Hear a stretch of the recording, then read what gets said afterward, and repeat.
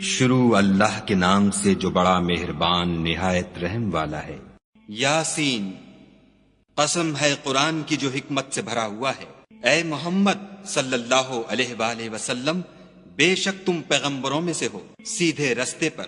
یہ خدائے غالب اور مہربان نے نازل کیا ہے تاکہ تم ان لوگوں کو جن کے باپ دادا کو متنبع نہیں کیا گیا تھا متنبع کر دو، وہ غفلت میں پڑے ہوئے ہیں۔ ان میں سے اکثر پر خدا کی بات پوری ہو چکی ہے، سو وہ ایمان نہیں لائیں گے۔ ہم نے ان کی گردنوں میں طوق ڈال رکھے ہیں اور وہ ٹھوڑیوں تک پھنسے ہوئے ہیں تو ان کے سر الل رہے ہیں، اور ہم نے ان کے آگے بھی دیوار بنا دی اور ان کے پیچھے بھی، پھر ان پر پردہ ڈال دیا تو یہ دیکھ نہیں سکتے۔ اور تم ان کو نصیحت کرو یا نہ کرو ان کے لیے برابر ہے، وہ ایمان نہیں لانے کے۔ تم تو صرف اس شخص کو نصیحت کر سکتے ہو جو نصیحت کی پیروی کرے اور خدا سے غائبانہ ڈرے، سو اس کو مغفرت اور بڑے ثواب کی بشارت سنا دو۔ بے شک ہم مردوں کو زندہ کریں گے، اور جو کچھ وہ آگے بھیج چکے اور جو ان کے نشان پیچھے رہ گئے ہم ان کو قلم بند کر لیتے ہیں، اور ہر چیز کو ہم نے کتاب روشن یعنی لوح محفوظ میں لکھ رکھا ہے۔ اور ان سے گاؤں والوں کا قصہ بیان کرو جب ان کے پاس پیغمبر آئے، یعنی جب ہم نے ان کی طرف 2 پیغمبر بھیجے تو انہوں نے ان کو جھٹلایا، پھر ہم نے تیسرے سے تقویت دی تو انہوں نے کہا کہ ہم تمہاری طرف پیغمبر ہو کر آئے ہیں۔ وہ بولے کہ تم اور کچھ نہیں مگر ہماری طرح کے آدمی ہو، اور خدا نے کوئی چیز بھی نازل نہیں کی، تم محض جھوٹ بولتے ہو۔ انہوں نے کہا کہ ہمارا پروردگار جانتا ہے کہ ہم تمہاری طرف پیغام دے کر بھیجے گئے ہیں، اور ہمارے ذمے تو صاف صاف پہنچا دینا ہے اور بس۔ وہ بولے کہ ہم تم کو نامبارک دیکھتے ہیں، اگر تم باز نہ آؤ گے تو ہم تمہیں سنگسار کر دیں گے اور تم کو ہم سے دکھ دینے والا عذاب پہنچے گا۔ انہوں نے کہا کہ تمہاری نحوست تمہارے ساتھ ہے، کیا اس لیے کہ تم کو نصیحت کی گئی، بلکہ تم ایسے لوگ ہو جو حد سے تجاوز کر گئے ہو۔ اور شہر کے پرلے کنارے سے ایک آدمی دوڑتا ہوا آیا، کہنے لگا کہ اے میری قوم، پیغمبروں کے پیچھے چلو، ایسوں کے جو تم سے صلاح نہیں مانگتے اور وہ سیدھے رستے پر ہیں۔ اور مجھے کیا ہے کہ میں اس کی پرستش نہ کروں جس نے مجھے پیدا کیا، اور اسی کی طرف تم کو لوٹ کر جانا ہے۔ کیا میں ان کو چھوڑ کر اوروں کو معبود بناؤں؟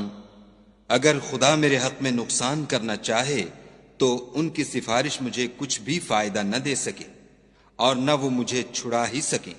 تب تو میں صریح گمراہی میں مبتلا ہو گیا۔ میں تمہارے پروردگار پر ایمان لایا ہوں، سو میری بات سن رکھو۔ حکم ہوا کہ بہشت میں داخل ہو جا۔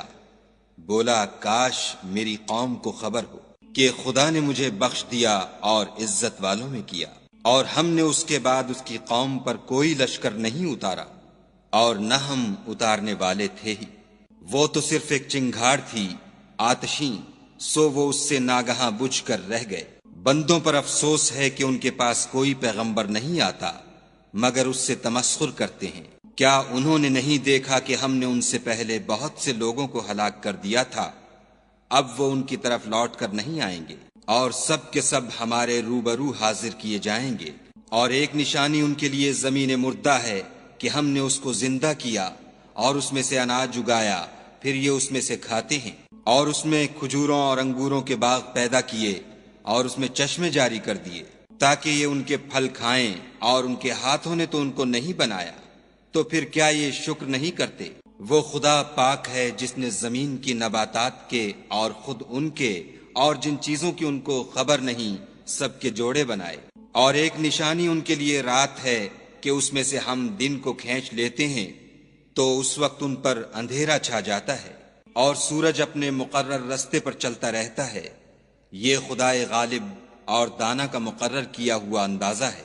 اور چاند کی بھی ہم نے منزلیں مقرر کر دیں، یہاں تک کہ گھٹتے گھٹتے کھجور کی پرانی شاخ کی طرح ہو جاتا ہے۔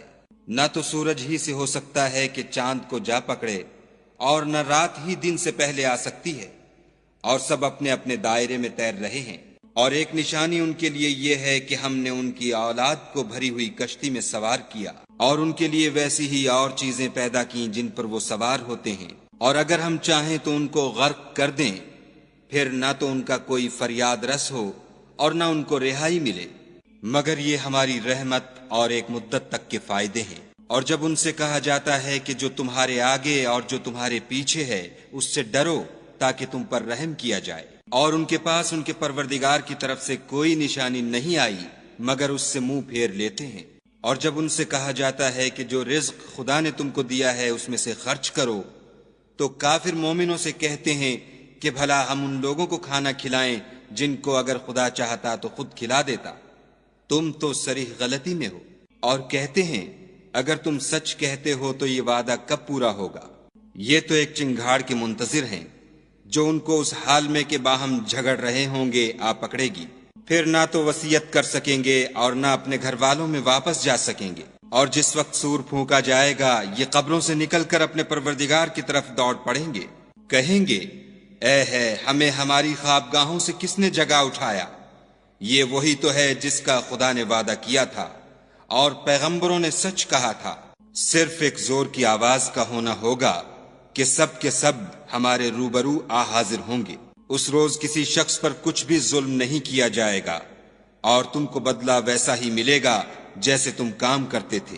اہل جنت اس روز عیش و نشاط کے مشغلے میں ہوں گے، وہ بھی اور ان کی بیویاں بھی سایوں میں تختوں پر تکیے لگائے بیٹھے ہوں گے، وہاں ان کے لیے بیوے اور جو چاہیں گے موجود ہوگا۔ پروردگار مہربان کی طرف سے سلام کہا جائے گا اور گناہ گارو تم آج الگ ہو جاؤ۔